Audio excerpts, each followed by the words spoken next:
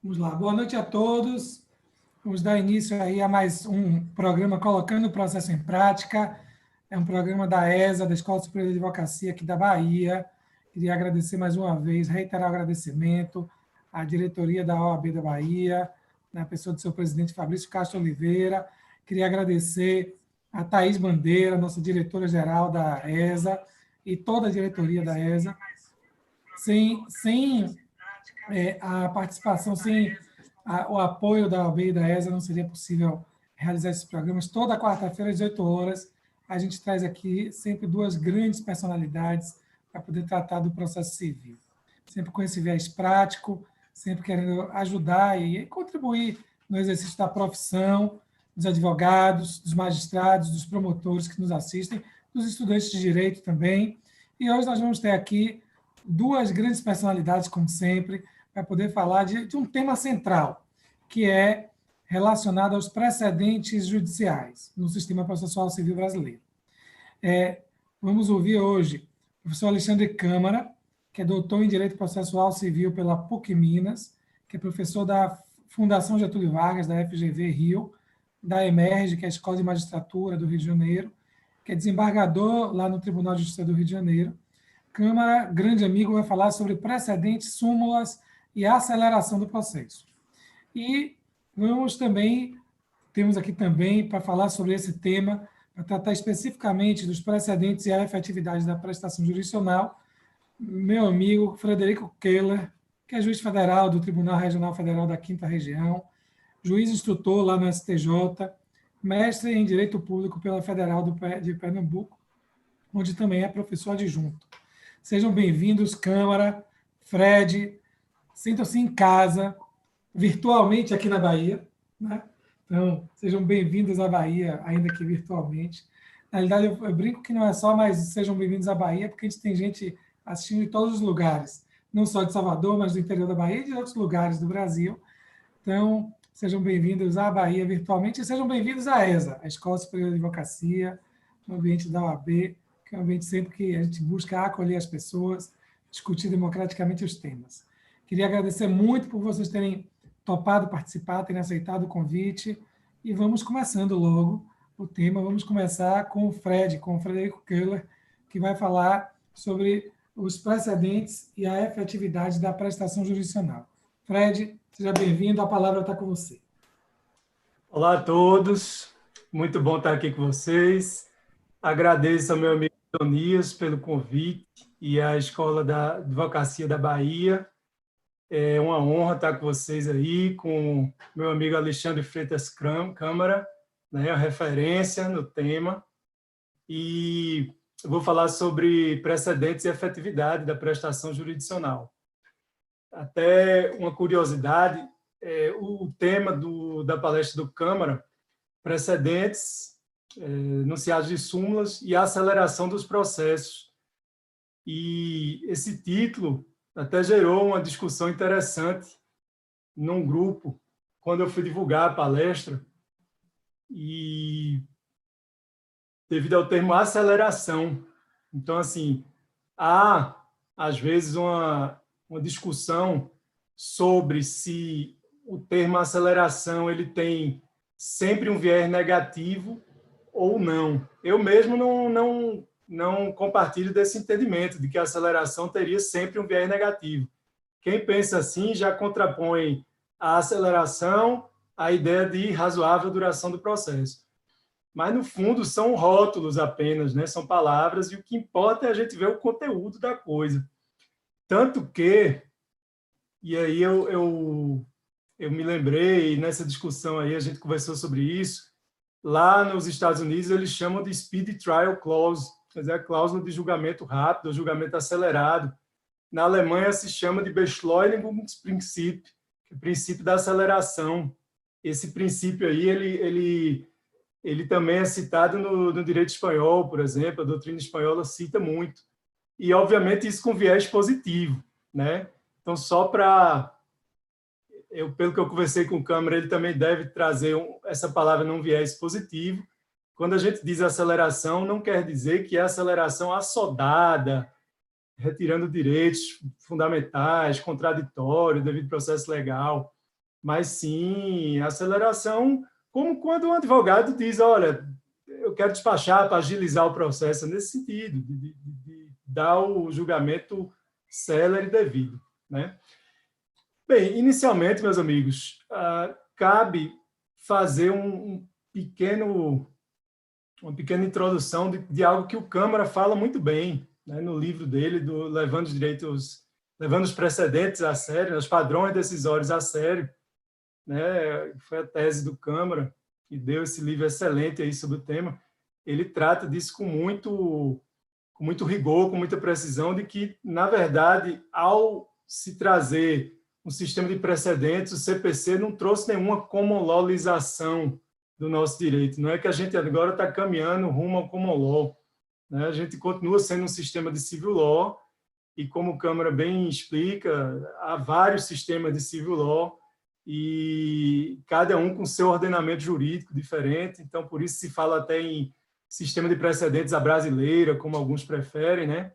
Mas não quer dizer que a gente está indo para um sistema de common law simplesmente porque o nosso sistema de precedentes ele veio por via legal, né? Então, ele veio por determinação de lei, enquanto o sistema de common law, ele naturalmente, evoluiu através do costume. Então, através do costume de obediência às decisões judiciais é que surgiu a vinculação aos precedentes, vinculação que não existe por meio de lei, mas sim por meio cultural mesmo. Isso me remete à doutrina do Mark Tushnet, que fala muito em humildade e em eficiência. Então, nós vamos abordar aqui justamente a questão da eficiência, e a humildade, o Mark Tushnet, ele divide humildade horizontal e vertical. A humildade vertical seria realmente a gente obedecer a decisão de um órgão que está hierarquicamente superior, nível recursal.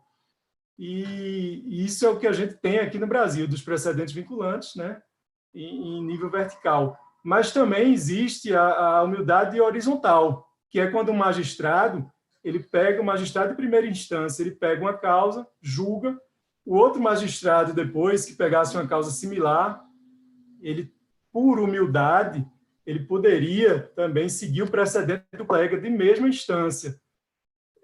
Isso aqui no Brasil já é algo que é bem mais difícil de imaginar, porque a gente tem, na verdade, quando chega a causa, às vezes chega aos milhões, aí, aos milhares, então não é como o sistema americano, que vai chegar uma causa e vai o juiz julgar, e o outro vai poder pegar aquele precedente. Então, até por isso é que é perigoso a gente ficar falando de que agora está similar ao common law, né? Vamos devagar, que não é bem assim, né? E às vezes a gente nota essa falta de humildade, né? Assim, que muitas vezes, obviamente, há uma resistência em seguir de forma obrigatória um precedente. Às vezes há parte da magistratura que tem uma certa resistência a isso. E eu já vi casos até de tribunais em acordos declarar mesmo, olha, eu sei que tem um repetitivo do STJ, mas eu não vou seguir. Não é o caso dele estar tentando fazer uma distinção, que é sempre possível, né? Se você não quer seguir, de repente você dá um jeito ali de fazer uma interpretação de que está havendo um distinguish e tal. Mas eu já vi muitos casos em que o tribunal pega e diz, olha, não vou seguir porque eu não concordo. Simplesmente. É algo que aí realmente é uma falta de humildade e descumprimento da lei, né? Que agora determina que seja vinculante. E também tem uma questão interessante aqui na STJ, que eu já me deparei no caso concreto, que o NUGEP, que é o Núcleo de Gestão de Precedentes, o presidente do NUGEP, o ministro que está na presidência, ele sempre dá uma decisão sugerindo a afetação, distribui para o relator. E chega, às vezes, lá, casos em que já há precedente vinculante fixado em repetitivo, alguns tribunais estão descumprindo e o NUGEP quer afetar novamente. E aí, mas por que vai afetar se isso já foi julgado? Não, doutor, porque continua descumprindo. Então, a gente quer para dar mais ênfase. Mas veja que coisa louca, né? É o mesmo tema, querendo que afete novamente só para enfatizar aquilo. Então, a gente tem muito que evoluir, né? Eu lembro da doutrina do Friedrich Schauer, a questão do custo do precedente, que ele coloca muito bem. na ideia do Shaw, cases make bad law. Então, ele acha que, na ideia dele, quando o juiz vai julgar o caso concreto, ele deve se preocupar bem mais com os efeitos futuros do que aquele julgamento vai gerar, ou seja, de como o juiz do futuro vai aplicar o precedente, do que com o caso concreto, do que com a justiça do caso concreto. E é algo que é até um pouco duro de se dizer às vezes, né? As pessoas não gostam de ouvir isso, mas o Schauer, que é um grande expoente lá nos Estados Unidos do sistema de precedentes, ele defende essa ideia. Ele diz, olha, deve-se priorizar os efeitos futuros do precedente e não a justiça do caso concreto. A justiça do caso concreto está em segundo plano para ele, né? No momento em que o precedente for ser aplicado, ele deveria, em princípio, ser aplicado sem nenhuma rediscussão. Isso, obviamente, é algo que tem que ser ponderado com um grão de sal, porque há o perigo de haver um engessamento da jurisprudência. Então, sempre tem que ter um espaço para o overruling. E isso também, aqui falando rapidamente, é algo que ficou a perigo, porque o STJ, num caso recente, ele entendeu que não cabe reclamação, naquele caso do artigo 988, né? Não cabe reclamação para se averiguar se o tribunal da instância, de segunda instância, está cumprindo ou não o precedente. Então, é algo perigoso, né? Ficaria, em princípio, para ação rescisória para verificar isso, né? Tem que se criar, em suma, algum jeito do processo subir, às vezes, para o STJ, para o STF, para que eles possam fazer, eventualmente, o juízo de superação. Porém, esse juízo de superação, ou overruling, tem que ser feito com muita parcimônia também, né? Só no caso de alteração normativa ou uma mudança de monta no aspecto político, cultural, social, econômico, né? Também, sob esse prisma, Schauer tem razão, assim, não se deve estar todo o tempo mudando a jurisprudência, né? É melhor ter uma segurança, uma consistência, do que uma busca de justiça que nem sempre vai acontecer também, né? Então, por conta disso é que se fala naquele princípio, naquela regra da inércia argumentativa. Então, se a gente já tem um precedente vinculante, em princípio, eu não preciso todas as vezes ficar rediscutindo aquilo. E isso é que gera ganho de eficiência também. A gente não tem que estar rediscutindo. E não tem que estar tendo esse retrabalho, essa perda de tempo. Tá? E, pelo contrário, se eu quero superar um precedente, aí sim eu tenho um ônus argumentativo bem mais carregado, bem mais forte, né? Isso remete a um aspecto que eu vejo que às vezes eu notei isso muito na pesquisa que eu fiz para o mestrado já há longos anos, mas eu me lembro bem de quando a gente compara os sistemas anglo-saxões com sistemas latinos, a gente nota que, pelo menos eu notei isso, que o modo de redigir o voto é muito diferente.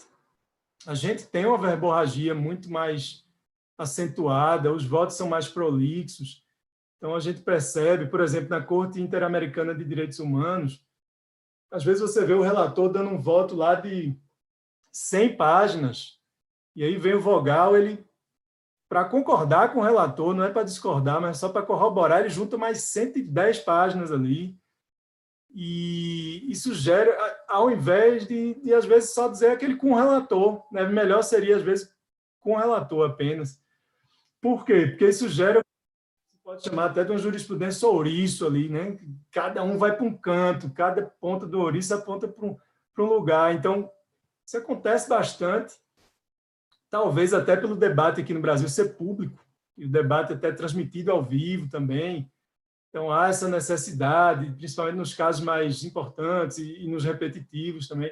Então, cada um quer dar sua contribuição e tal, mas aí cada um, às vezes, vai numa direção, como se fossem ilhas ali, sem dialogar um com o outro. E depois é difícil extrair a ratio decidendi disso aí, né? Difícil extrair qual a parte que realmente vincula daquele voto. São todos os votos no mesmo sentido, uma votação unânime, mas que termina sem gerar um precedente no sentido ali, no sentido de que a gente teria do common law, né? De um precedente com ratio decidente, definido e tal. Também daí, eu acho que cabe a importância de frisar algo que o Câmara sempre defendeu, que é a necessidade de que os tribunais superiores eles sejam tribunais de causas e não de teses, né? Porque na medida em que se julga tese, a gente perde o aspecto fático. Se a gente não está julgando um caso concreto, vai julgar aquilo em tese, está mais ali como se fosse um ato de legislatura mesmo. E isso aí, você vai perder a riqueza do caso concreto e vai perder a forma de se extrair a ratio decidente quando o juiz do futuro for aplicar o precedente. Fosse assim, seria muito mais simples ter lá os enunciados de súmula ou as teses lá repetitivas firmadas, quando a gente sabe que tudo isso também tem que ser objeto de interpretação e não é que facilite, na verdade, empobrece a interpretação se você tentar reduzir demais a complexidade. Então, você tem que ir mesmo no caso concreto, ver as nuances do caso concreto e ver se dá para extrapolar, para abranger o seu caso ou se é o caso de distinção, né? Outra questão interessante que eu tenho que tocar rapidamente aqui é a questão do uso dos embargos de declaração para fazer valer um precedente vinculante que foi firmado posteriormente ao julgamento do caso concreto. Então, eu tive um caso concreto julgado, por exemplo, e enquanto eu entrei com o embargo de declaração, depois que eu entrei ali, depois que meu caso já foi julgado, a posteriori veio a ser firmado o precedente vinculante. E a grande questão que se coloca é, bem, nos embargos de declaração, o tribunal vai poder aplicar já o precedente vinculante? E aí tem argumentos fortes para ambos os lados. De um lado, a gente tem um argumento técnico muito forte, que é o seguinte, olha, não dá para dizer que tecnicamente há omissão, ou contradição, ou obscuridade aí. Por quê? Porque, veja, omissão não há porque não tinha o precedente vinculante na época. Então, não houve omissão. Ele surgiu depois, o precedente vinculante. Então, também não há contradição, não há obscuridade. Vamos dizer assim, o julgamento foi certinho, em tese, com o que se tinha à época. Foi depois que veio o precedente vinculante. Mas o que acontece? Por uma questão pragmática, há uma corrente forte que dá provimento aos embargos de declaração nesse caso e já adequa a jurisprudência do precedente vinculante. Por quê? Porque se não se fizer isso, fatalmente vai gerar isso uma ação rescisória, né, por violação ao ordenamento jurídico e tal, e provavelmente terá êxito, só gerando mais trabalho, muito mais trabalho, com ação rescisória, uma novação, com ampla discussão e tal, e em tese isso terminaria sendo adequado no futuro. Então, assim, o STF ele tem um entendimento pelo cabimento, eu trouxe aqui a reclamação 15724 do Paraná, primeira turma do STF, ele entendeu que é para aplicar o precedente vinculante nos embargos de declaração. No STJ, a gente tem uma divisão ainda dessa temática, né? A quinta turma, ela segue o STF, e aqui eu peguei duas turmas criminais para ilustrar, a quinta e a sexta turma, que pacificam a matéria criminal. Elas estão divididas. A quinta turma, por exemplo, ela segue o STF, ela vem adequando em embargos. A sexta turma, não. E eu anotei aqui o HC 484074, que foi aquele caso ali em que o STF estava discutindo se o acórdão em processo criminal, se o acórdão condenatório, ele interrompia ou não a prescrição, em quais situações ele interrompia. E houve uma virada jurisprudencial do STF nessa matéria. A sexta turma em embargos ela não aplicou. Ela entendeu que não era o caso de aplicar, porque não havia omissão e tal, né?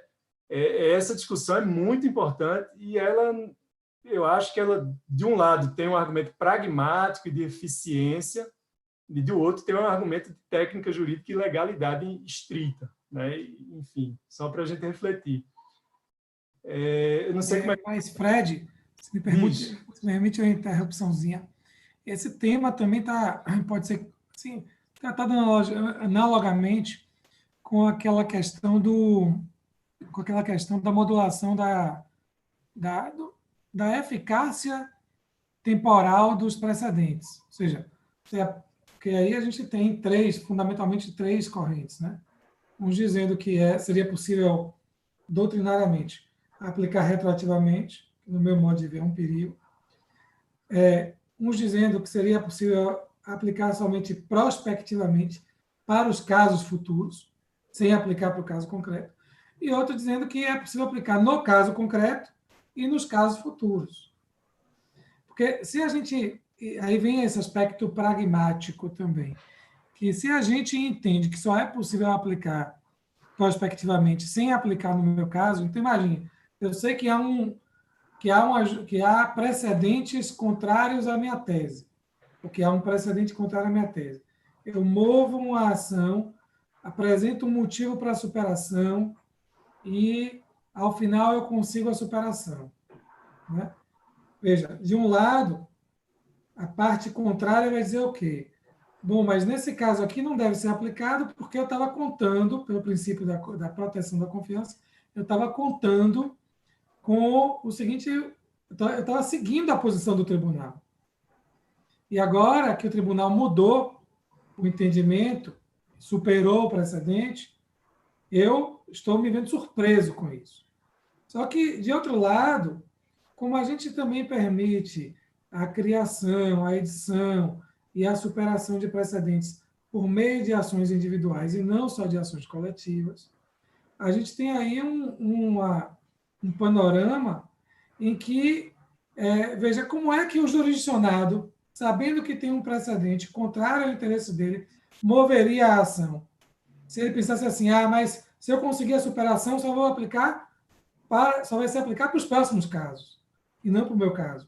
Então, aí, analogamente, a gente pensa na utilidade prática para o jurisdicionado, que se propõe aí ao judiciário para poder enfrentar um precedente, por exemplo, e buscar superá-lo, ele não sabe se vai conseguir ou não.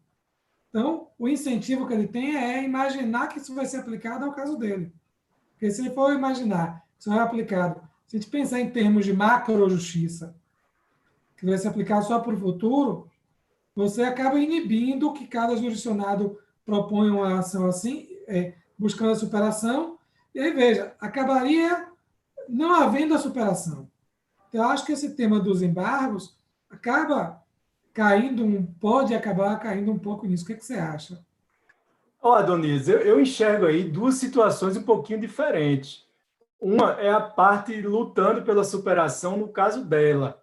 E aí eu acho que realmente concordo contigo, tem que ter esse incentivo para que ela busque, porque se não mudar para ela não tem incentivo nenhum para lutar, ela não quer lutar pela tese, em princípio, as pessoas lutam pelos seus interesses, isso é legítimo, né? Ninguém está ali, vamos dizer assim, ninguém é um fiscal da lei, só se for o Ministério Público e tal, mas as partes, em princípio, elas estão lutando pelos seus interesses. E aí eu na minha opinião, quando ela está lutando pelo interesse dela e ela consegue a superação, tem que valer para o caso dela. Isso eu acho que é a minha posição pessoal.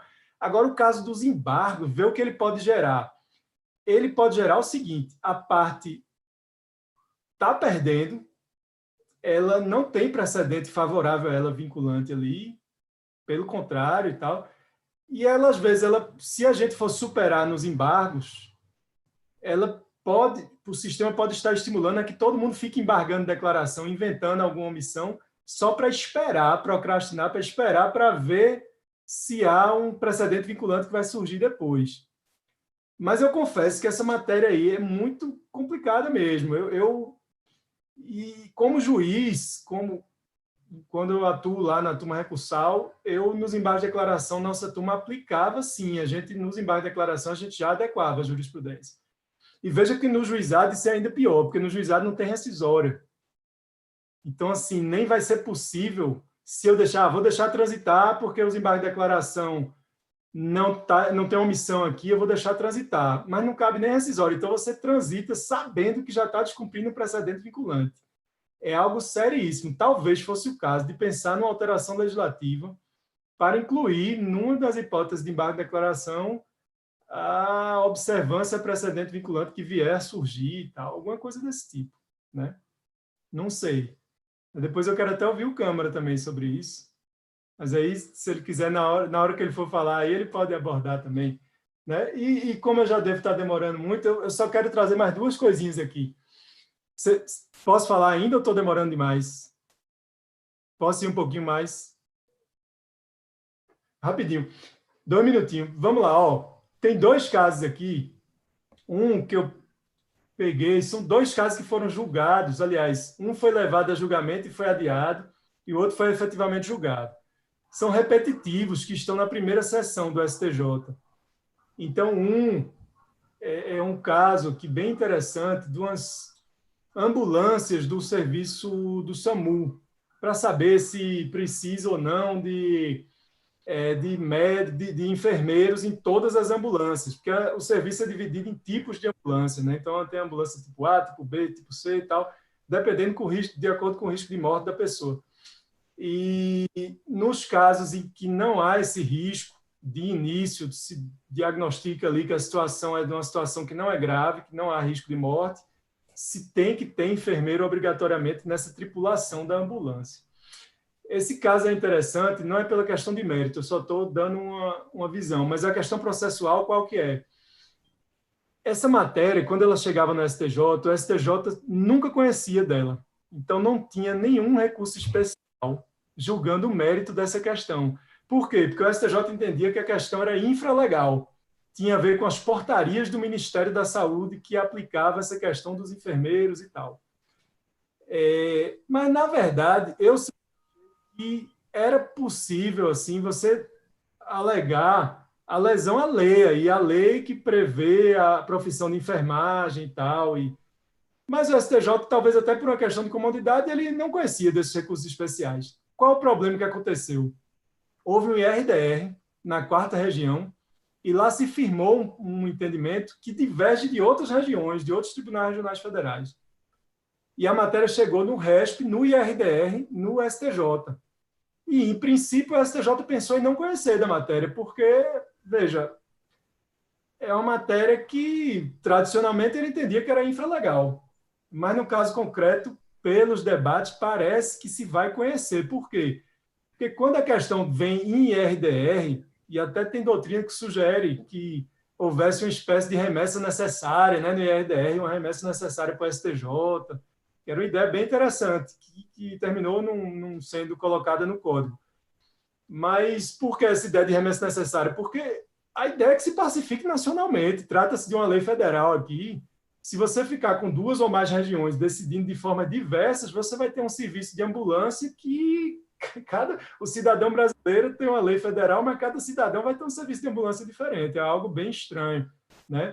Então, assim, só para a questão de necessidade de uniformização, com também, mais uma vez, a questão de estrita técnica legal, que se fosse pela técnica estrita, talvez não coubesse o RESP aí, né? E uma última reflexão, um repetitivo aqui, que já foi julgado esse, da isenção do imposto de renda para portadores de moléstias graves, lá da Lei 7.713/88.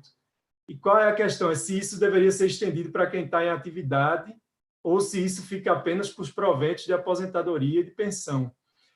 O interessante a matéria estava afetada no STJ. Quando o processo foi pautado, o STF julgou um ADIM sobre o mesmo tema. E na ADIM, o STF julgou a ADIM improcedente, entendendo que não é para estender para o pessoal da ativa. A isenção é só para a turma que está aposentada e para os pensionistas. Beleza. Então, em princípio, o STJ pensou, vamos desafetar. Mas aí, o que aconteceu? A gente lembrou de um caso que tinha acontecido no STJ, em que aconteceu exatamente isso. O STJ desafetou, dizendo, o STF já resolveu a questão. A gente não pode julgar contra o STF. Só que, quando houve a desafetação, os tribunais disseram, a gente aqui, na aplicação do 1030, do 1039, do 1040 do CPC, que trata da negativa de segmento, lá está previsto que pode negar segmento com base em repetitivo. Não está previsto o controle concentrado de constitucionalidade, o que talvez seja pelo fato do código não ser uma pessoa só que redigiu, né? Então, várias pessoas, ficou talvez uma lacuna ali. Mas eu também não sei se essa lacuna pode ser preenchida como alguns defendem, por exemplo, o Volpe Camargo defende isso, vários defendem, só como exemplo estou dando, que o código tem que ser interpretado sistemicamente, não pode ser interpretado em tiras e tal, portanto, deve-se aplicar toda espécie de precedente vinculante, talvez para negar segmento ali a um resto. Mas, olha, na prática, isso não tem acontecido, pelo menos nos casos que eu peguei, isso tem subido para o STJ. Então, esse caso concreto que eu coloquei, o STJ decidiu não desafetar, manter o tema. Obviamente que, no mérito, não tinha como ele julgar diferente do STF. Né? Se ele teve até 2 votos vencidos que queriam, no mérito, julgar. Mas não tem, aí ia ficar estranho, né? O STJ com repetitivo oposto ao mérito do que o STF acabou de julgar. Mas ele decidiu fazer isso para quê? Porque fazendo isso, aí os tribunais de segunda instância têm a ferramenta para negar segmento aos réspes. Se não disseram, ó, vai subir 20 mil réspes aí. Então, o que a gente faz? Ele, sendo pragmático, julga, fixa a tese copiando o STF para poder ter essa ferramenta de barrar a subida dos processos. Então, gente, já falei demais aqui. Desculpem que eu me alonguei um pouco, porque tem muita coisa interessante sobre o tema, mas eu quero muito ouvir o Câmara aí, que tem muito mais a acrescentar do que eu, que estou de coadjuvante, viu? Um abraço a todos aí. Vamos lá. Obrigado, Fred. Não tem, gente, não, que história é essa de pedir desculpa, pô? Não tem isso, não. Sempre bem-vindo e a gente que agradece a você pelas preciosas e precisas lições. Para quem está nos assistindo, quem quiser fazer pergunta, fazer alguma intervenção, pode mandar aí, tanto pelo YouTube como pelo Instagram, que eu repasso. Queria dizer aqui para vocês que nossos amigos Rodrigo Becker tá aqui, estão aqui nos assistindo. Ele, Flávia Rio, Bruno Coelho, que é daqui de Salvador, João Liberato, passou muita gente por aqui mandando oi e mandando os elogios, Fred, a sua fala. Quem quiser fazer pergunta, pode mandar aí que depois eu repasso, tá joia? Sem mais delongas, vou passar a palavra para a Câmara, que vai falar sobre precedentes, súmulas e aceleração do processo. Câmara, a palavra está com você, jogue duro, seja bem-vindo à ESA da Bahia. E você sabe que Keller ele fez uma pergunta, né? Fred fez uma pergunta aí. Já te lançou um desafio para você começar por aí. Mas vamos lá. Vamos lá. Então, boa noite a todos. Adonias, obrigado pelo convite. Fred, obrigado aí pelas preciosas reflexões que você trouxe. Eu gostei muito de tudo que você falou. Concordo com, sei lá, 99,99999% do que você falou. Acho que é muito interessante a gente discutir todas essas questões e como isso vai impactar no que se chamou aqui de aceleração do processo, né? Então, eu queria fazer algumas considerações introdutórias, e até nessas considerações introdutórias, que eu já tinha programado aqui, eu vou acabar tocando no assunto que o Fred citou, porque eu tinha anotado aqui a mesma reclamação, a 15.724 estava aqui na minha anotação para eu abordar. Então, eu queria começar dizendo o seguinte: a gente fala muito de precedentes, sistema de precedentes e tal. O Fred fez uma referência ao meu livro, em que eu trato do assunto, e eu tenho dito sempre que a gente não criou no Brasil um sistema de precedentes, né? A gente criou um sistema de padronização de decisões, um sistema de padronização de julgamentos, e um dos tipos de padrão a gente tem chamado de precedente, né? Mas isso não tem nada a ver com o precedente do common law. E eu até, principalmente depois dessa reclamação 15.724, né, na verdade, não é nem o julgamento da reclamação, é embargo de declaração no agravo interno na reclamação 15.724, eu comecei a me questionar, que ainda não deu tempo de escrever, mas eu comecei a me questionar se a gente deve continuar falando em precedente. Porque, vejam, o que o Supremo Tribunal Federal fez foi criar a figura do precedente que vem depois. E se ele vem depois, ele é qualquer coisa menos precedente. Ele, na verdade, é um pós-cedente, né? Ele é pós, não é pré. Então, eu acho que isso, a rigor, confirma a ideia que eu venho sustentando já há alguns anos, de que a gente não tem um sistema de precedentes nem vagamente parecido com o sistema anglo-saxônico. Eu fico imaginando a gente chegar para um jurista inglês, né, ou americano, chegar para o Schauer e dizer: Schauer, olha só, o tribunal aqui julgou um negócio, aí depois, já estava julgado, aí depois veio o Supremo Tribunal Federal, julgou um outro negócio lá e fixou lá um entendimento, E aí a gente teve que rever a decisão anterior para aplicar o precedente. Ele vai perguntar qual o precedente? Então, o do Supremo Tribunal Federal. Mas não veio depois? Veio. Então, não é precedente. No Brasil, é. Né? Quer dizer, no Brasil, a gente consegue contrariar a lógica até do tempo. Né? O precedente no Brasil vem depois. Então, eu acho que isso só confirma a ideia que eu venho sustentando de que, na verdade, o que nós fizemos foi criar mecanismos para padronizar julgamentos. E se o que nós fazemos é criar mecanismos para padronizar julgamentos, não é de todo absurdo sustentar que esse julgamento vinculante que vem depois deve ser empregado para modificar uma decisão anterior que ainda não transitou em julgado. Né? Claro, se já tivesse transitado em julgado, não íamos mais mexer, né? Mas ainda não tinha transitado em julgado, os embargos de declaração estão aí para isso. Então, a minha primeira consideração é essa. O nosso sistema de precedentes, né, precedentes à brasileira, como se queira chamar isso, é, na verdade, um sistema destinado a padronizar julgamentos de casos iguais ou de questões iguais. Isso é uma coisa. A outra coisa, ainda nessa introdução, eu fiquei aqui me contendo, eu liberei e travei esse microfone um monte de vezes enquanto vocês estavam debatendo, por conta daquela história do efeito prospectivo e tal, mas, enfim, esse não é o meu tema, e aí depois eu não vou ter tempo de falar do meu. Mas a gente tem que enfrentar essa questão dos padrões decisórios, dos precedentes dos enunciados de súmula, e ver como é que isso impacta na duração razoável do processo. Né? E aí eu achei até muito curioso o modo como a gente dividiu os temas aqui, porque o Fred falou muito sobre um tema que eu abordei num livro, e eu vou falar muito de um tema que ele abordou no livro dele, né, de duração razoável do processo. Então, acho que acaba gerando um bate-bola bem legal aí. Né? Vejam, existe um princípio da duração razoável do processo. E eu vou usar a terminologia da nossa Constituição. Princípio da duração razoável do processo. Não vou falar de princípio da aceleração, não vou falar de princípio do processo rápido, nada disso. Até porque eu acho que a nossa terminologia é muito boa. Quando se diz que o que existe é o direito à duração razoável do processo, o que a gente está dizendo, na verdade, não existe o direito a um processo que seja rápido a qualquer preço. Né? Não é a rapidez como um fim em si mesmo. Não é a ideia de que o processo bom é processo rápido. Eu, às vezes, falo para os meus alunos o seguinte: vocês querem? Eu faço um projeto aqui de um Código de Processo Civil que vai ter o processo mais rápido do planeta, da galáxia. Ninguém vai conseguir fazer um processo tão rápido quanto esse que eu vou projetar. Que é o seguinte: distribuiu o inicial, bota lá na lei que o juiz tem 5 minutos para despachar. Despachou, cita pelo WhatsApp. E aí, quando aqueles 2 negocinhos ficarem azuis, 15 minutos para contestar. Contestou, não precisa nem de despacho do juiz, 15 minutos para falar em réplica. Falou em réplica, meia hora para decisão de saneamento.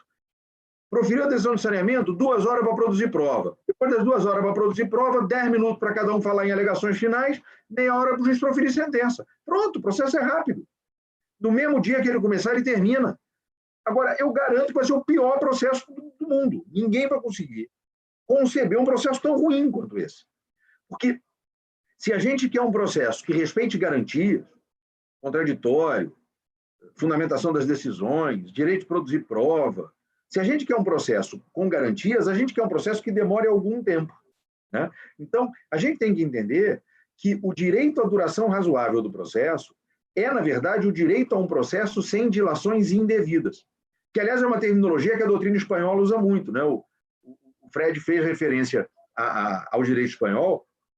A doutrina espanhola usa muito essa terminologia. Tem um autor que eu gosto muito, que se chama Plácido Viaga Fernández Bartolomé. Ele escreveu um belíssimo livro, o Fred conhece, claro, pesquisou muito a fundo esse tema, um belíssimo livro sobre esse tema, que se chama exatamente El Derecho al Proceso sin Dilaciones Indevidas.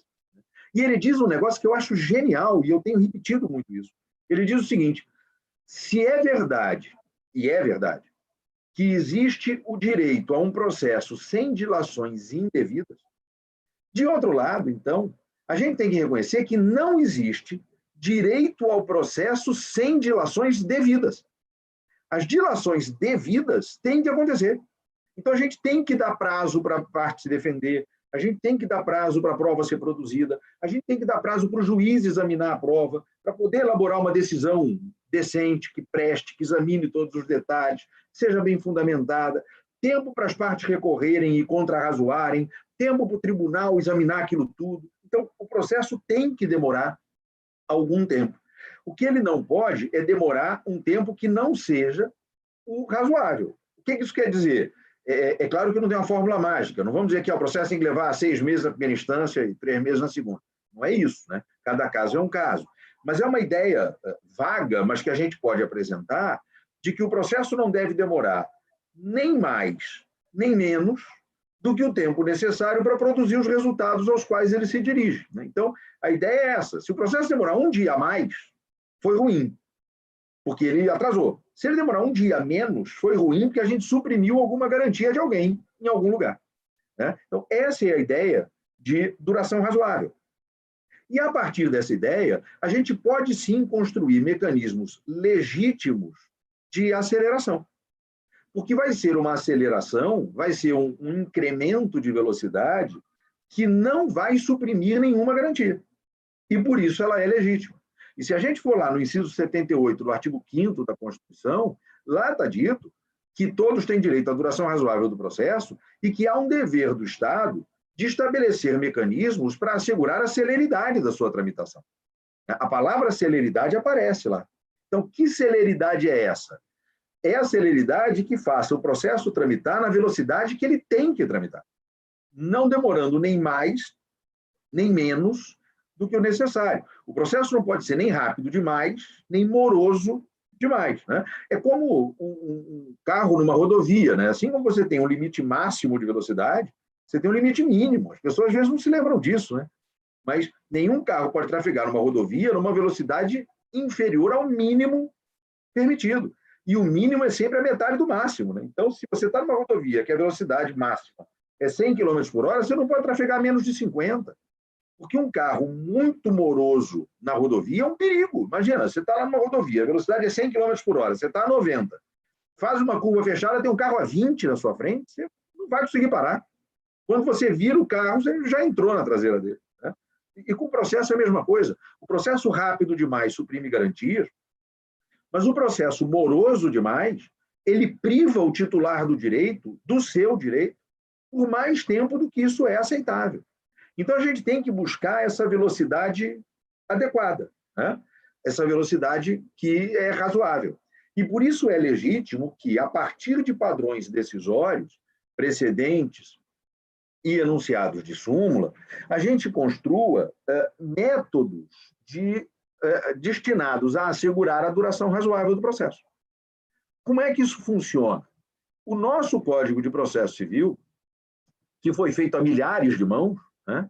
Mas o nosso Código de Processo Civil, ele usa os precedentes e os enunciados de súmula como mecanismos de aceleração dos procedimentos, evitando que o processo demore demais a produzir resultados úteis, a produzir resultados práticos, quando a gente já tem um padrão que nos permite dizer como é que aquilo vai ser julgado, ou pelo menos como é que aquilo provavelmente vai ser julgado. Sempre há a possibilidade da distinção, da superação, né? E a gente pode identificar pelo menos 3 pontos do Código em que isso é muito claro. O primeiro é a tutela da evidência. A tutela da evidência, que pode ter por fundamento decisões anteriormente proferidas em julgamento de casos repetitivos, ou de incidente de assunção de competência, ou em enunciados de súmula, inclusive enunciado de súmula do tribunal local. A tutela da evidência é uma forma de permitir que, com base num padrão decisório anteriormente fixado, a gente consiga permitir a imediata produção de efeitos práticos do processo, né? Independentemente de urgência. Então, fica definitivamente superada a ideia de que a satisfação imediata do direito do autor, ainda que em caráter provisório, depende de algum tipo de demonstração de urgência. Então, se o STJ afirmou lá um entendimento no julgamento de um recurso repetitivo, eu vou a juízo e digo, olha, isso que o STJ fixou no repetitivo se aplica no meu caso. O meu caso é exatamente igual. E eu consigo, com prova documental, comprovar tudo aquilo que é ônus probatório meu, ou seja, eu consigo produzir toda a prova que a mim caberia produzir, né? E, repito, a minha pretensão está fundada num precedente vinculante ou num enunciado de súmula, e, portanto, num padrão decisório já estabelecido, o juiz liminarmente concede o que eu postulei, né? Eu sei que é provisório, mas aí a gente consegue inverter o ônus do tempo. Aí o ônus do tempo passa a recair sobre os ombros do réu. O réu é que vai ter interesse em fazer as coisas andarem rápido para tentar mostrar para o juiz que, naquele caso, tinha que ter sido feita uma distinção e que aquele padrão decisório não deveria ter sido aplicado. Então, a tutela da evidência permite não a aceleração do procedimento em si, que o procedimento vai continuar, mas a aceleração da produção de resultados. Resultados práticos já começam a se produzir desde logo.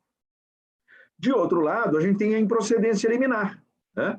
Então, se eu estou vinculado, goste ou não do entendimento, eu estou vinculado, né? E aí, indo a um ponto em que o Fred tocou com muita precisão, né? Não pode ter essa conversa de dizer não aplico porque não concordo. Não concordo, escreve um livro, dá uma palestra, sabe? Escreve um artigo, mas ninguém, sinceramente, eu sou juiz, quer dizer, como o Fred quando alguém vai para o judiciário, ninguém vai para o judiciário para pedir a opinião do Alexandre ou a opinião do Fred, sabe? A pessoa vai em busca de uma solução estabelecida pelo direito e que vai ser aplicada pelo judiciário de forma pessoal. A opinião do Fred não pode valer mais do que a dos outros, a opinião do Alexandre não pode valer mais do que a dos outros, né? E a gente tem uma hierarquia, esse negócio aqui é uma pirâmide. Então, se o STJ diz que é assim gostando eu ou não, né? E aí o máximo que eu posso fazer é dizer, estou ressalvando meu entendimento pessoal, eu estou aplicando sem concordar. E acho que essa ressalva é até interessante para estimular novas reflexões, né? Para quem sabe até o juiz ser um sujeito ativo de uma futura superação, né? Para o ministro lá olhar e dizer, vem cá, por que ele ressalvou o entendimento pessoal dele? O que ele pensa, né? Deixa eu olhar. E, caramba, ele me convenceu. Vou rever aqui o meu conceito. Então, acho que essa ressalva é importante. Mas eu dou um exemplo que, para mim, é de todo dia. Taxatividade mitigada. Eu não concordo com taxatividade mitigada, mas aplico. O que eu vou fazer? O STJ julgou, disse que é assim, goste eu ou não. No livro, eu desço a lenha na taxatividade mitigada. No julgamento, no voto, eu digo, aqui é caso de aplicar a taxatividade mitigada. É assim que funciona. É assim que tem que funcionar. Eu não posso achar que o sistema padroniza os julgamentos quando eu estou de acordo com os padrões. Mas se eu não estou de acordo, aí não padroniza. Não, pau que dá em Chico, dá em Francisco. Então, a gente precisa aplicar esses padrões, ainda que não concorde com eles. Então, a improcedência liminar mostra muito bem isso, né? Nós temos um caso aqui no Rio, foi julgado um IRDR, que não vai chegar no STJ, e não chegaria nem que tivesse remessa necessária, Fred, porque é uma questão envolvendo lei municipal. Né? Uma questão envolvendo lei municipal, de um grande município aqui do estado do Rio de Janeiro, que é o município de São Gonçalo, e era uma questão envolvendo uma gratificação que era paga para o pessoal da Guarda Municipal, e essa gratificação foi depois incorporada à remuneração, aos vencimentos lá dos servidores. Né? E foi um negócio muito engraçado. Quer dizer, o cara tem, sei lá, vencimentos de R$2.000. Ele recebeu a gratificação de 200. Aí veio uma lei e disse, olha, essa gratificação não foi gratificação coisa nenhuma, isso aqui foi, na verdade, um aumento disfarçado, todo mundo ganhava, né? Gratificação de encargos especiais que todo mundo ganha, não é gratificação de encargos especiais. Então, vamos fazer o seguinte, vamos regularizar esse troço, vem a lei, ela pega a remuneração do cara, que era 2.000, e aumenta para 2.200, incorporando a gratificação. E elimina a gratificação. Diz, está extinta a gratificação. Na verdade, ela foi incorporada aos vencimentos. Aí, quando chega o contra-cheque, o que o servidor pensa? Ele faz uma leitura bipolar do contra-cheque. Ele olha e diz assim, oba, meu salário aumentou. Eu ganhava 2, agora ganho 2.200. Aí ele olha de novo e diz assim, subiu minha gratificação. Ele não se dá conta de que foi incorporado. Ele quer o melhor dos dois mundos. Ele quer o vencimento aumentado mais a gratificação. Nós tivemos 14.000 processos no município, numa comarca. 14.000 processos. E aí aquela diferença, né, Fred, do juiz brasileiro para o juiz americano. Né? O juiz brasileiro recebe 14 mil processos numa semana. Né? Eu me lembro que, no ano passado, um juiz federal americano ia julgar um narcotraficante, lá um caso complicadíssimo e tal, foi noticiado no mundo inteiro, o cara que estava na Colômbia foi extraditado para os Estados Unidos, e aí diziam que o julgamento ia demorar 4 meses, que durante 4 meses ia ter audiência todo dia. E aí meu filho mais velho, está na faculdade de Direito, um estudante de graduação, olhou para mim e disse assim, pai, vai ter audiência todo dia nesse processo? Eu falei, vai. Durante 4 meses? Ele falou, é. Eu falei, é. Ele falou, mas e o juiz vai a todas as audiências? Eu falei, claro, meu filho, ele preside as audiências. Ele falou, mas se ele vai ficar 4 meses fazendo audiência o dia inteiro num processo, quando é que ele vai despachar nos outros processos? Filho de juiz, né? Aí eu olhei para ele e falei, que outros? Ele falou, então, os outros processos desse juiz. Eu falei, meu filho, está aqui o Rodrigo Becker, que é quem mais entende de judiciário norte-americano. Um juiz federal americano recebe 4 processos por ano. Um juiz federal americano, criminal, recebe 4, 5 processos por ano, dependendo da cidade, claro. Né? Mas ele pode receber um número muito pequeno de processos. E eu recebo 4 processos, enquanto eu pronuncio a frase, eu recebo 4 processos. Já chegaram mais 4. Então, a quantidade de processos aqui não dá para comparar com a de lá. A Suprema Corte Americana julga lá 100 e poucos processos por ano. Tudo bem, ela recebe muito mais, ela nega o certiorari e tal. Mas quantos ela recebe por ano? 2 mil, 3 mil, 4 mil? Né? Qualquer ministro do Supremo recebe muito mais do que isso. Eu estava uma vez conversando com a professora Anna Nylund, que é uma processualista da Noruega, e ela veio dar uma palestra aqui no Rio, lá no Tribunal do Rio, num congresso, e aí a gente estava conversando, e ela, sabendo que eu era lá juiz como ela diz, né, juiz da Corte de Apelação. Aí ela vira para mim e pergunta assim, quantos recursos por ano você julga? Eu falei, mais ou menos uns 1.500. Aí ela olhou para mim, séria, e disse assim, então você julga sozinho o mesmo número de recursos que todos os tribunais de 2º grau da Noruega juntos. Eu julgo isso sozinho. Né? Então, os números aqui são muito impressionantes. Né? E é claro que isso tem impacto. Mas chegou lá uma demanda, o cara está postulando alguma coisa, nesse caso lá da Guarda Municipal, 14 mil processos, nós julgamos o IRDR. O que o IRDR decidiu? O que o tribunal decidiu no IRDR? Que o município estava certo, que a incorporação foi feita do jeito correto e que, portanto, ninguém tem direito de cobrar aquela incorporação. Aí chega lá um servidor atrasado hoje e propõe ação. Eu quero a minha gratificação. Não tem nem que mandar citar o município, já está definido que não tem direito. Julgue improcedente logo. Aí você vai dizer, mas isso não é acelerar demais? Não, isso não é acelerar demais. Porque tudo aquilo que poderia ter sido discutido, na verdade, já está discutido e já está padronizado. Então, essa é uma aceleração legítima. Ela não suprime nenhuma garantia. E o autor pode, inconformado, apelar. E vai ao tribunal que também está vinculado. Né? Mas ele pode ir provocando novas decisões até chegar no órgão que tenha autoridade para superar o precedente. E aí provocar essa superação, que evidentemente, e aí eu vou ao ponto que vocês tratavam, tem que ser aplicado no caso concreto. Né? A gente pode discutir se a eficácia desse padrão como precedente, vai lá o termo, é prospectiva ou retroativa.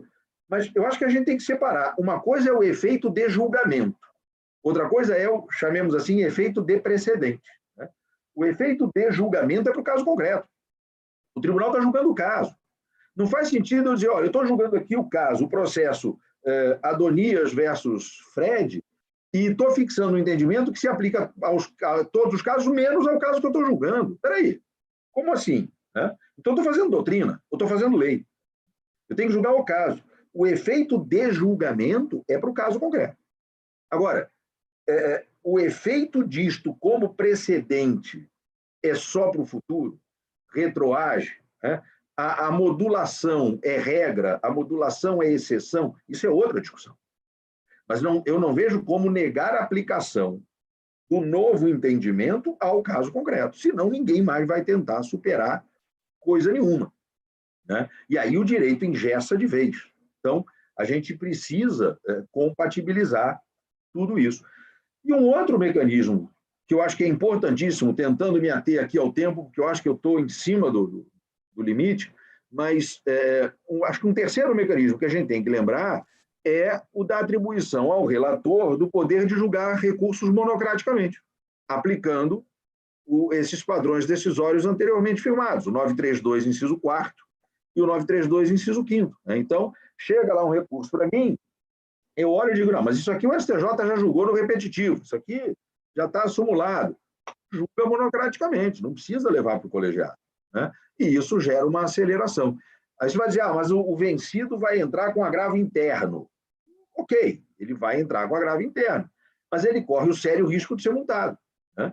Porque se o agravo interno é, por decisão unânime, considerado manifestamente improcedente, tem previsão de multa. Então, isso pode, sim, gerar técnicas legítimas de aceleração do processo, sem comprometer as outras garantias. E, portanto, fazendo com que a duração do processo seja razoável e não exageradamente rápida. Bom, em síntese, e tentando falar aqui em pouco mais de 20 minutos sobre o tema, essas eram as considerações. Eu queria agradecer muito pelo convite para participar e me pôr à disposição aí para os debates que, eventualmente, a gente tenha que fazer. Tá bom? Obrigado. Câmara, obrigado. Mas vamos ter debate sim, porque Rodrigo Becker está aqui na sala, você percebeu? Becker estava lá do lado de fora, no YouTube e no Instagram, dizendo assim, olha, mas nos Estados Unidos aplica assim, mas aplica excepcionalmente, não sei o quê, não sei o quê. Eu falei, Becker, é o seguinte, como aqui é a ESA da Bahia, os amigos aqui chegam e entram. Então, toma aí o link do Zoom e você está convidado para entrar. Aí falou, não, não vou entrar, não sei o que. Eu falei, pentei o cabelo, e aí entra na sala, e aí está convidado para participar do debate. Gente, queria agradecer também a Rodrigo Becker, que é professor de processo civil, é advogado da União, professor de processo civil do IDP, lá em Brasília, mestre pela UNB, não é isso, Becker? Torcedor do Internacional, né? Torcedor do Grêmio, gente, gremista.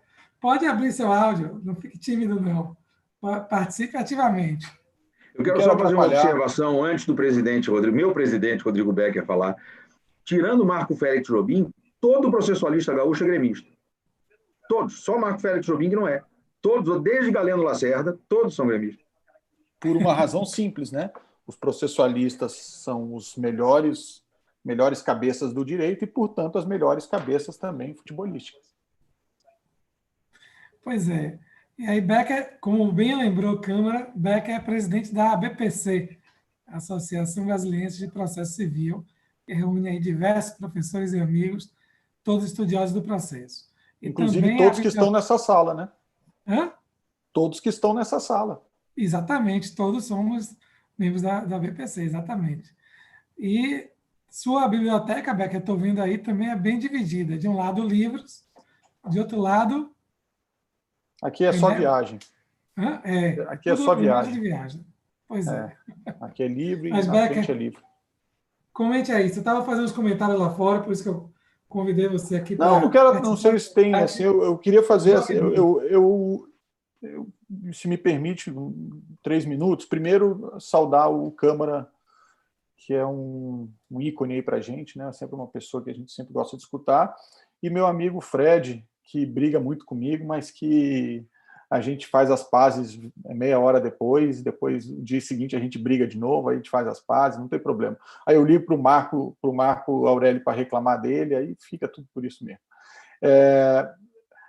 Na verdade, eu queria fazer 3 observações. A primeira é que eu concordo em gênero, número e grau com Câmara, e acho que a gente tá um pouco isolado nisso, viu, Câmara? Pelo que eu tenho visto nas palestras Brasil afora, e isolado não, né, mas em minoria. Mas eu concordo totalmente com você, tenho defendido isso, e inclusive nesse exato momento está tendo uma live da BPC, do Mitidieiro, com o Paulo Mendes, apesar de ser aquela live que você já participou em que a gente conversa sobre a vida, os dois são dois que defendem com unhas e dentes o sistema de precedentes brasileiro e acham que é um sistema muito válido, exatamente como ele foi concebido. Eu tenho as mesmas críticas que você, viu, Câmara? Eu entendo que nós não temos sistema de precedente, de fato, isso aí, dizer que tem sistema de precedente, só se você quiser dizer que tem um sistema de precedentes à brasileira. Aí, tudo bem, você coloca o A brasileiro, o Brasil criou o sistema dele, e você chama de precedente que você quiser também, né? Você quer chamar, chama. Mas é um sistema à brasileira. Eu gosto da sua palavra, dizer que a gente tem, na verdade, um sistema de padronização. Eu costumo dizer que é um sistema, na verdade, de orientação.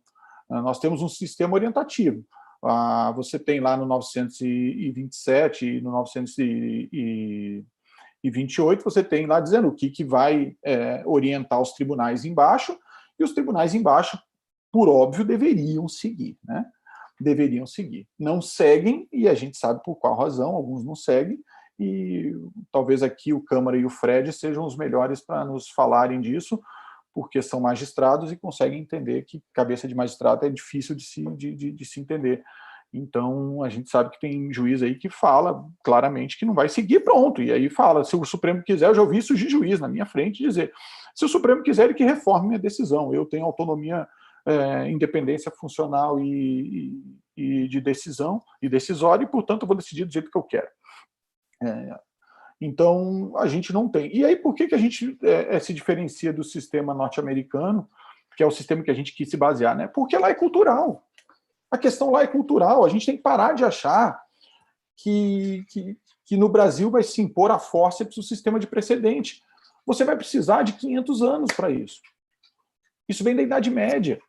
Aí você, em 2015, 5 anos depois, quer que o Brasil tenha a mesma espécie de cultura que tem o americano. Nas universidades americanas existe uma cadeira para tratar de precedentes. Você tem uma cadeira, não existe no Brasil isso. Fred, que é um cara que estuda aí precedentes, não existe uma faculdade no Brasil que tem um semestre inteiro para você tratar de precedentes. Não tem. Por que isso? Porque não é algo cultural nosso. E aí vão dizer, porque nós temos agora um sistema de precedentes, porque tem um dispositivo... Oi.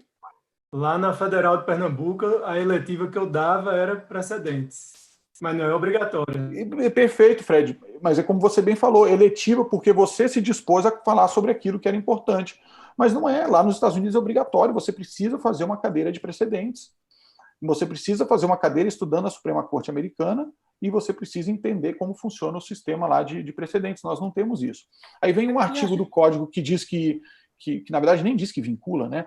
Mas que diz que eles deverão observarão, e aí todo mundo quer dizer que agora a gente tem precedente no Brasil. Com todo respeito, não funciona. Agora, pegando esse gancho, Becker,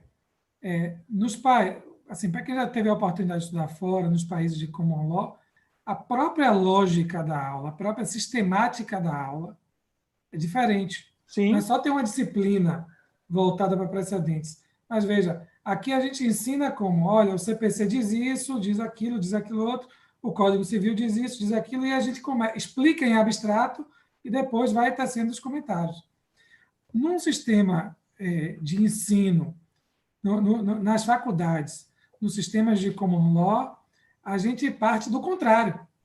Como é que a corte resolveu tal problema? Como é que a corte tal resolveu tal conflito? Quais foram os valores que foram levados em consideração? E a partir dali é que você começa a extrair, ou seja, a própria forma de entender o direito e entender o sistema de distribuição de justiça é completamente diferente, né? Sim, sim. E uma coisa interessante, né? Você não encontra em nenhum manual de direito processual civil americano o sistema da Suprema Corte. Isso não é estudado em processo civil. Isso é estudado em direito constitucional. Becker, eu ia fazer exatamente essa observação. Você pega os manuais de processo civil dos países de common law, Estados Unidos, Inglaterra, não se fala sobre precedentes, né? Esse não é um tema de direito processual, esse é um tema de direito constitucional e de teoria do direito. Né? Então, lá na teoria da decisão, na filosofia do direito, isso vai ser estudado. Né? E no direito constitucional, até por causa da Suprema Corte.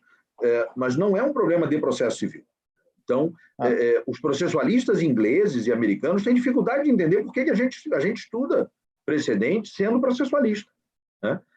Isso para eles não faz muito sentido. Isso não é um tema de processo. O precedente é, na verdade, a base para eles construírem o sistema processual deles. Né? Então, você pega lá o Manual de Processo Civil do Neil Andrews, por exemplo, e eu cito esse porque está traduzido para o português, né?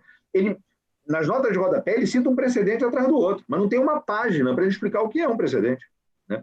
Ele cita os precedentes para dizer, olha, isso é assim porque a corte decidiu assim no caso tal, isso é assado porque a corte decidiu desse jeito no caso qual, né? Mas o precedente está ali como referência e não como tema de estudo. Isso é uma fonte do direito, né? A cadeira que você estuda precedentes, que é a cadeira sobre a formação da Suprema Corte Americana, ele já vem inerente à própria corte, né? Você tem que respeitar aquilo. Mas eu só queria falar uma coisa, ô Câmara, que você citou, e eu vou ter que sair porque eu vou ter agora, a gente vai receber, inclusive, agora no nosso grupo de pesquisa do IDP que estuda a Suprema Corte Americana, a gente vai receber a Beatriz Bula, que é uma correspondente do Estadão em Washington, que vai falar sobre os desdobramentos da eleição presidencial na Suprema Corte, sobretudo por causa da idade avançada da Ruth Bader Ginsburg, né? Bom, mas enfim, uma coisa que é interessante ver, e aí para o Fred, que é juiz federal, que adota isso, é que o sistema norte-americano ele tem uma mini corte, eu vou chamar, que é um Judicial Panel on Multidistrict Litigation, quase que não sai aqui, né? Travou aqui de um jeito que não queria sair. Judicial Panel on Multidistrict Litigation. Vai, quase a língua enrola aqui. Multidistrict Litigation. Pronto. O que é isso? Isso é, bem ou mal, é uma turma nacional de uniformização, certo?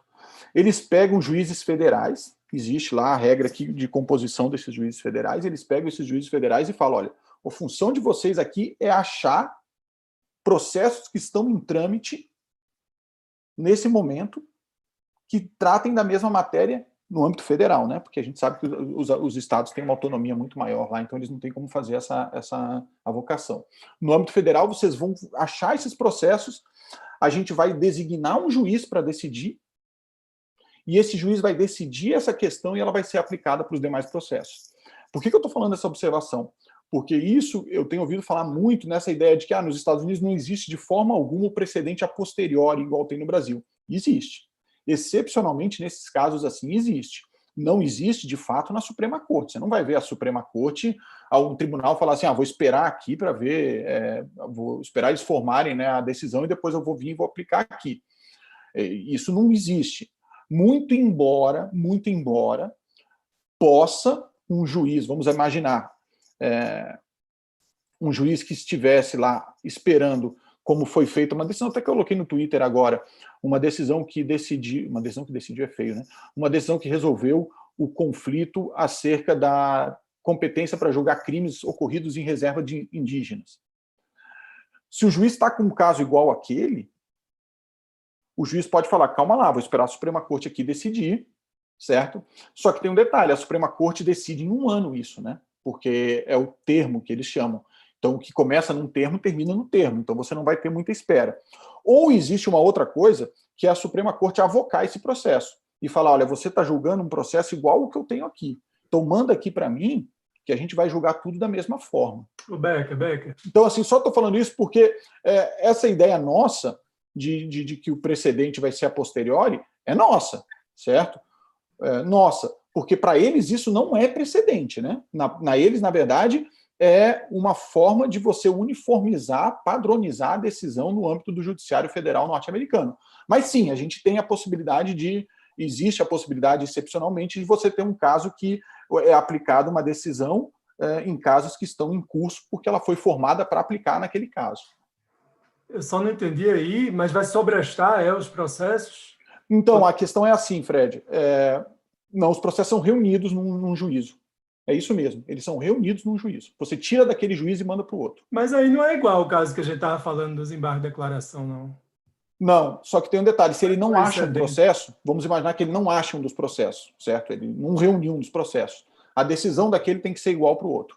Deu para entender a questão? Deu, mas assim, o caso que o Câmara estava falando... O caso que a gente estava debatendo é diferente. Nesse caso que você está falando, aí não é esse processo que não foi achado, ele não foi achado, mas ele ainda não foi julgado. Isso. Não, mas vai ser aplicado o precedente. Não, mas aí é igual mas o caso que ele estava enfrentando era outro. O caso que ele estava falando era o caso que já foi julgado. Já foi julgado. Ele já foi julgado, aí depois vem a decisão vinculante, e aí você reforma, com base nessa decisão vinculante, o que já tinha sido julgado. É diferente. É o precedente que veio depois. Isso. Não, eu entendi o que vocês estão falando. Na prática, pode acontecer, porque pode ser que esse caso esteja em grau de apelação para uma corte, para um tribunal que eles chamam, né? Que é um tribunal federal deles, que é o TRF deles, né? Que é o Circuit Court. Então pode ser que estejam nesse. Pode ser que aconteça nesse caso em específico, mas obviamente. Mas na Suprema Corte, por exemplo, nunca aconteceria. A Suprema Corte julgou o processo 1, já julgou. Depois ela julga o processo 2. Ela não pega a decisão do processo 2 e diz assim, olha, já que eu estou julgando aqui o processo 2 de uma maneira diferente, eu vou aproveitar e vou reformar a decisão do processo 1 que já estava julgado. Isso a Suprema Corte americana não faz. O nosso Supremo fez. Ela não reforma, de fato não reforma.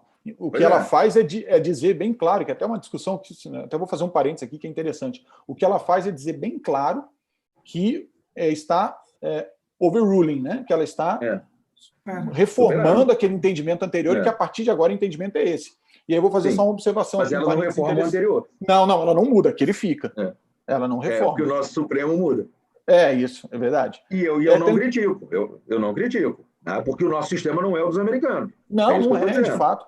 Não é. Por isso no nosso sistema, o Supremo fazer o que fez faz sentido, porque ele não está violando a coisa julgada, não tinha coisa julgada ainda. Sim. Então, eu acho que no nosso modelo faz sentido. O que não dá é para dizer que este nosso modelo é um modelo de precedente, não é? Mas agora nós temos uma coisa aqui, né, Câmara? Agora nós temos uma coisa aqui, Câmara, na linha do que você está falando, que isso aí você não vê nos Estados Unidos, que é a ação rescisória de precedente. Sim. Entendeu? Que aí é na linha exatamente do que você fala. Isso não tem. Você vai assim, porque ele não aplicou um precedente, agora você vai reformar você vai desconstituir a coisa julgada para fazer. Não, isso aí é inconcebível. Primeiro que não existe ação rescisória lá, né? Do jeito que a gente conhece aqui. Então, o segundo que você não consegue ver um juiz que não aplique o precedente. Isso é uma coisa culturalmente, como você está falando. Eu posso contar uma história de um minuto? Para confirmar isso que o Becker está falando. Eu estava num congresso fora do Brasil e estava a Teresa Rudalvin comigo e outras pessoas, e a gente estava conversando com o Neil Andrews, e não tinha o código ainda, isso foi antes do código. E a Teresa estava estudando o precedente já, porque ela já estava trabalhando na comissão que estava elaborando lá o projeto. E aí ela começou a conversar com o Neil Andrews e eu do lado, o Neil em inglês, né? Professor em Cambridge. E aí ela vira para ele e diz assim, o que acontece quando um juiz inglês não aplica um precedente? Ele virou para ela e disse, como assim? Ela falou, então, tem o precedente lá do tribunal. Aí o juiz tem um caso ao qual o precedente se aplica, mas ele, por alguma razão, não aplica o precedente e julga diferente. O que acontece? Ele olhou sério para ela e disse, como assim? Ela falou, acho que eu não estou conseguindo me fazer entender. O juiz não concorda com o precedente, ele não aplica. O que vocês fazem? Isso não acontece. Mas por que não acontece? Como não acontece? Ele falou, porque o precedente vincula. E se o precedente vincula, o juiz aplica. Ela falou, mas nunca aconteceu de um juiz não aplicar? Aí ele disse, não. Ela falou, mas por que não? Porque vincula. E ele não conseguia sair disso. Quer dizer, a lógica deles é completamente diferente da nossa. A gente diz, o precedente vincula, mas o juiz não vai aplicar e aí vai caber a reclamação. A gente já sabe que o juiz não vai cumprir. E aí mas, a gente já cria um mecanismo. Por isso que eu digo, Câmara, que a gente tem que ter a gente também tem que pensar como um todo, todos os atores. Às vezes o pessoal agora, cabeça de juiz, não sei o quê. Tem que pensar que se chegou para o juiz foi porque alguém recorreu lá. Às vezes recorreu contra o precedente vinculante. Também eu queria perguntar lá para o pessoal da Inglaterra se os advogados estão recorrendo contra o precedente vinculante. Acho que recorre. Tem me permita, Becker, mas tem o famoso livro do Saul Brennan, né, o Stare Indecisis, mostrando a imensa quantidade de recursos para a Suprema Corte contra decisões vinculantes da Suprema Corte e ela superando os entendimentos. A própria Suprema Corte permite, só que é caro e eles não fazem por respeito aos precedentes, mas nas Rules of Supreme Court, que é as regras da Suprema Corte, ela permite que você recorra da própria decisão da Suprema Corte, coisa que o pessoal fala que não cabe. Cabe sim. Você pode fazer um pedido de reconsideração para a Suprema Corte. Não, mas veja, isso é em caso de superação, né, gente? Isso. Não aqui o volume de processos que a gente vê chegando, de temas como que eu falei na hora que o Becker não estava aqui. Tema que e Fred, lá nos Estados Unidos tem uma coisa que a gente não usa chegando, aqui. Não para a gente não usa aqui. Quer dizer, desculpa, a gente não usa, a gente usa. Mas lá eles têm uma coisa que a gente usa em muito menos grau. Agora a gente está tentando desenvolver essa ideia, que é o distinguishing. Os recursos lá são basicamente distinguishing. Como o que vincula lá não é só o direito ao fato, eles procuram mostrar que o fato dele é um fato, eu sofri um acidente na calçada. O outro vai dizer, não, mas o meu acidente não é na calçada. O meu acidente foi na pista de bicicleta. Por isso não se aplica o precedente. Aqui no Brasil não vai ter isso. Aqui mas no Brasil deveria ser dessa forma também. Concordo com você, Fred, concordo, mas você sabe que não é. O nosso código não falou isso, né?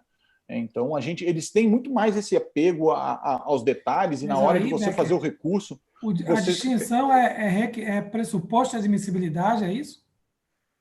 Sim, porque senão vai cair no que o Câmara falou. O juiz você vai recorrer, o tribunal vai dizer, olha, eu respeito, o Câmara falou uma coisa que eu concordo totalmente com ele, que ele falou, olha, eles entendem que existe uma hierarquia, né? Hierarquia. O juiz da Suprema Corte não manda no juiz da Corte Circuit Court, né, Corte Federal, mas ele sabe que tem uma hierarquia em termos de padrões decisórios. O cara decidiu, eu não vou decidir diferente. Então, aquilo que você está falando, Adonis, você vai recorrer? Pode. Mas o cara vai falar, pô, isso a Suprema Corte já julgou. Agora você vai fazer o quê? Mas a Suprema Corte julgou decidindo o fato X aplicável, ou desculpa, o direito X aplicável ao fato Y. O meu é o fato Z. Então, por isso que eu estou recorrendo. Eles fazem essas nuances, né? Pode ver, quando você pega uma decisão da Suprema Corte, você não tem aquilo que tem no STJ, que eu acho interessante para evitar confusão. Mas no STJ fala lá, né? Tese jurídica, né, Fred? Você que está lá no recurso especial repetitivo, fala tese jurídica decidida. 2 pontos. E aí diz lá o que não, mas lá nos Estados Unidos estão fazendo isso agora. A Suprema Corte está enunciando tese também. Não. Agora. Tá oficialmente ela não faz isso. Mas tem sim, já tem feito alguns votos. O que você tem no acordo é o sílabus, né? Que é tipo um resuminho que eles colocam ali, mas cabe a você, intérprete do direito, entender o que eles queriam dizer ali, e não uma frase fechada e dizendo, olha, é isso. Você não vê isso. Mas eu não vejo problema não em enunciar... Não, mas eu falei para você que eu acho interessante para evitar o problema. Mas por que o STJ enuncia a tese? Porque aqui a tese é jurídica. Pouco importa o fato. Certo? O STJ não analisa fato, então a tese é o que vier juridicamente tem que ser aplicado lá. Isso eu discordo de tu, Beck. Eu acho que o nosso sistema não é assim, não. O STJ ele não revisa fato, mas a tese tem que ser o fato que foi fixado pelo Tribunal de Segunda Instância. Concordo, mas não é isso na prática. Só jurídica. Eu acho que a gente vê na prática. Não, eu também acho que tinha que ser assim. Mas o sistema do CPC, ele prevê distinção, tal, é igualzinho nesse aspecto, eu acho. Assim. Mas a distinção é um mérito, né? Por isso que eu perguntei se lá nos Estados Unidos a distinção seria pressuposto de admissibilidade. É o que eu estou dizendo, gente. Eu concordo com isso. Eu acho que a gente está indo para um nível de distinguish, mas a gente não tem. E eu não estou falando que o sistema americano é melhor que o brasileiro é melhor que o americano. É como o Câmara falou, são coisas distintas. E eu vejo muita gente dizendo a comunalização do sistema brasileiro. Agora o Brasil está se aproximando dos Estados Unidos. O Brasil não está se aproximando de lugar de nada. O Brasil está fazendo o sistema dele. É ruim ou é bom? Aí cabe a cada um individualmente observar, mas não dá para dizer que a gente tem um distinguish que tem o americano, não dá para a gente dizer que a gente tem um precedente que tem o americano, não dá para a gente dizer que agora os nossos juízes estão obedecendo às cortes superiores como obedece o juiz americano. Não é. Infelizmente ou felizmente, cada um entende como quer, porque aqui a gente acaba tendo que o juiz tem mais autonomia nesse caso, né? Veja, não é só o juiz, Beck, o advogado também aqui, ele insiste contra o precedente vinculante. Aqui o STJ pode ter fixado e o advogado vai continuar recorrendo. Por isso que tem as ferramentas. Mas por isso que tem as ferramentas. Mérito. Quando não é o caso de fazer isso. Né? Mas, Fred, por isso que tem as ferramentas à disposição do judiciário de julgamento antecipado com base em precedente, julgamento de apelação antecipada com base em precedente, até litigância de má-fé. O judiciário tem mecanismos para isso. Mas, veja, a culpa cultural é compartilhada de todos os agentes aí, não cabe só culpar o judiciário disso. Porque na realidade é a cultura de um país. Na realidade, vocês estão dizendo, é a cultura da faculdade. É isso, é cultural. A questão é essa. Coisa, é cultural. A gente fala do juiz, e eu sempre digo isso, eu falo do juiz sendo juiz, mas porque quem faz quem escreve a decisão contrariando o precedente não é o advogado, é o juiz. E o advogado está ali cumprindo o papel dele, ele ganha para tentar convencer o juiz a julgar diferente. Não, mas aí já não é assim. O papel do advogado não é litigar contra o precedente, ele deveria Meus amigos, eu vou ter que fazer uma baita de uma grosseria, que é deixá-los, porque eu tenho que entrar na outra live para receber a colega lá dos Estados Unidos, que vai falar para a gente agora sobre a Suprema Corte. Então, me perdoem, eu acabei me intrometendo na live de vocês. Não, foi ótimo. Não, você foi convidado. Me intrometi na live. Obrigado por ter vindo. Nada, eu estava aqui, eu vim aqui, acho ótimo, queria ouvir o Fred e o Câmara debatendo esse assunto. Eu sei que o Fred tem umas posições diferentes, o Câmara tem uma visão que agora eu vou te citar, viu, Câmara? Sempre que eu falar em alguma palestra, eu vou dizer, olha, o professor Câmara entende como eu. Na verdade, eu entendo o que a gente ele, entendeu diferente, Becker? Tu realmente chegasse depois aí, porque a gente não discordou de nada aqui. Não, estou falando da questão do sistema de precedentes, que não, eu não vi se você falou isso ou não. Pois é. Mas o Fred... Desculpa, eu vou discordar de você, Fred. Mas, Fred, eu não falei que eu divido de você. Eu não falei que você divide. Eu falei que eu vou aproveitar que o Câmara falou e eu ouvi ele falando, eu vou usar isso também nas minhas palestras. Se você entender assim, também eu falo de você também. Se você me disser que entende que não existe sistema de precedente. Pronto. Fred, Câmara, pronto. Está resolvido. Até que eu não ouvi se você entende que existe sistema de precedente ou não. É por isso. Mas, enfim, desculpa, viu, gente? Obrigadão aí. Obrigado, a intromissão. Valeu, Becker. Bom te ver. Câmara, você estava falando desse episódio da professora Tereza com o professor Neil Andrews lá em... Eu costumo dizer que quando eu estudei na Áustria, aconteceu uma coisa parecida. Eu fui perguntar para a professora, que era minha orientadora, eu falei assim, bom, tá aqui eu li uma pesquisa lá, um questionário, tinha lá assim, é obrigatória a prova de exame de DNA no seu sistema jurídico?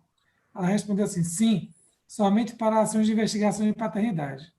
Eu falei, tá, professora, mas e se a parte se recusar? Ela, não entendi sua pergunta. Eu falei, é obrigatório, mas se o juiz mandar e a parte disser, não faço, qual é a consequência? Ela falou, continuei sem entender sua pergunta. Eu falei, no Brasil é assim. Ela me perguntou, como é no Brasil? Eu falei assim, no Brasil é assim. Você pode se recusar e, se você se recusar, o juiz presume que você é pai. Ela falou assim, vocês são loucos. Quer dizer que você pode ser pai de alguém que não é seu filho? Aí eu falei, em tese posso. Mas é exatamente isso, é diferença cultural. Lá na Áustria, quando o juiz manda fazer exame de DNA, a parte não tem a possibilidade de dizer assim, não vou fazer. Né? Culturalmente, ela cumpre. É cultural. É cultural. Que direito é cultura, né? Não tem jeito. Isso. Quer dizer, eu vou te dar um exemplo. A nossa Constituição diz lá com todas as letras, não se admite no processo a produção de prova obtida por meio ilícito. É isso? Na Suécia, admite-se a produção de prova obtida por meio ilícito. E quem produzir a prova responde pelo ilícito cometido. Mas a prova está lá e é admitida. É cultural. Né? Eles acharam mais importante admitir essa prova. A gente achou mais importante não admitir. Pronto. É cultural. Né? O nosso sistema não é nem melhor nem pior do que o deles. É simplesmente diferente. Câmara, deixa eu fazer um questionamento sobre o artigo 1030 e os seguintes lá, que tratam da negativa de segmento. Como o código fala só de repetitivo, de recurso repetitivo, você acha que dá para aplicar os outros do 927, os outros incisos, ou é só aquilo mesmo? Eu acho que é só aquilo mesmo. Pois é, na prática dá uma bronca isso. Mas dá, mas ficou ruim. Na verdade, sinceramente, o 1030... Ficou a coxa de retalho ali, né? Tudo que foi mexido pela Lei 13.256 deu problema, né? Uhum. Sim. Tudo ali deu problema. E Gente, a tem uma começar pelo pergunta aqui, 2030. ó. Coloquei aqui no nosso chat, tem uma pergunta de Marcelo. Nessa linha de debate, o STJ poderia decidir. Eu não coloquei para todo mundo, não, peraí. Agora que eu vi, gente, que eu estou colocando as perguntas só. Marcelo perguntou o seguinte aí, ó, nessa linha de debate, o STJ poderia decidir diferentemente do STF na questão da isenção do imposto de renda para trabalhador na ativa? Foi o caso que eu falei ali, né? Imagine a bronca que seria, né? Aí realmente seria um atestado de falência do sistema ali. Veja, é por causa disso que eu acabei de perguntar para vocês. O 1030, ele não traz o controle concentrado de constitucionalidade, que deveria ser a decisão mais poderosa, o precedente vinculante mais forte. E aí ele traz o recurso repetitivo. E por uma questão pragmática, o STJ tem que fazer essa barragem. E o único jeito de fazer a barragem é afetando e julgando como repetitivo. Mesmo já tendo a Suprema Corte julgado e concentrada a matéria.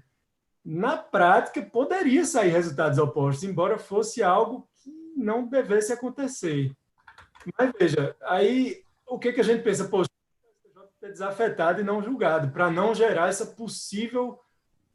conflito de decisões. Só que, se ele não faz isso, ia chegar a 30 mil recursos lá. Aí eles optam pela questão pragmática. Afeta, julga, para poder barrar. E se eles julgam diferente, dessa decisão deles vai caber um recurso extraordinário e o Supremo vai corrigir. Também. A tese é isso. Verdade. Se não superar, vai corrigir. Pois é, agora tu sabe que nesses processos, aí a União adotou uma estratégia de entrar só alegando a matéria legal, para não, ela vislumbrou que perderia no Supremo e aí não quis, entendeu? Ela quis separar, e aí meio que nem teria como, nessa altura, chegar no Supremo mais e tal, assim, sabe? Complicado. Muito bom. Queria já ir, assim, caminhando para o final, queria agradecer a vocês dois, agradecer a Câmara, a Fred, queria passar a palavra para vocês, assim, para poderem fazer as considerações finais, começando com o Fred, depois passando para a Câmara, e reiterar o agradecimento pela participação. Fred, está com você. Meus amigos, eu quero agradecer demais aqui. Eu sempre aprendo com vocês. Adonias Mediana, feito um maestro. E o Câmara, poxa, toda vez que eu ouço, ele me ensina coisas novas aí. E eu concordo com muito do que ele fala, penso muito direito como ele pensa. Estar aqui com o Câmara debatendo foi um negócio que muito me honrou. Eu já lia o Câmara lá na época da faculdade. Sempre achei o cara, assim, ele escreve bem pra caramba e fala muito bem também. E estou muito feliz e agradeço a audiência, as perguntas da audiência aí. Acho que ficou um debate bem leve, bacana. O Becker também entrou, participou, foi joia. Enfim, só tenho que agradecer aqui. E estou sempre à disposição para o que vocês precisarem. Vamos trazer mais vezes para a ESA da Bahia, viu? Quando passar a pandemia, trazer você. Estou à disposição. Maravilha, obrigado. Eu também, Adonias, queria agradecer muito. Você começou dizendo para a gente se sentir em casa. Eu acho que eu nunca me senti tão em casa como nesta palestra, que eu literalmente estou em casa. Mas, enfim, foi ótimo participar. A participação do Becker foi sensacional. Adonias foi, como disse o Fred, foi um maestro. Fred, sempre um prazer te ouvir, as suas reflexões sempre instigantes. E aí fiquei muito feliz de ver a nossa afinidade de pensamentos em relação a esses temas tão importantes. Ao contrário do Becker, quando eventualmente a gente diverge, a gente não briga, né? É possível divergir sem brigar, nem todo mundo consegue entender isso, mas enfim. Mas foi uma alegria, adorei participar e estou também à disposição durante e depois da pandemia. Maravilha, Câmara. Sempre bom ouvi-lo. Aliás, tem uns comentários aqui no YouTube, foi exatamente esse. Parabéns para a ESA, pela escolha dos temas tão relevantes e pelos palestrantes de alto nível. Ouvir os palestrantes no conforto de nossas casas é sensacional, ou seja, todo mundo se sentindo em casa. Queria agradecer mais uma vez, queria agradecer também a Daniela, a João, que estão aqui conosco na sala do Zoom, eles que conseguem, eles que tornam possível isso, cuidam da nossa parte técnica e toda quarta-feira. Sempre agradeço, reiterar esse agradecimento.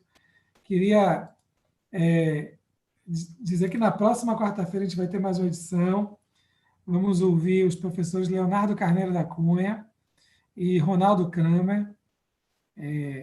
Leonardo Cunha vai falar sobre a relação do CPC com as demais leis processuais, então vai fazer aí esse link do CPC com a legislação extravagante.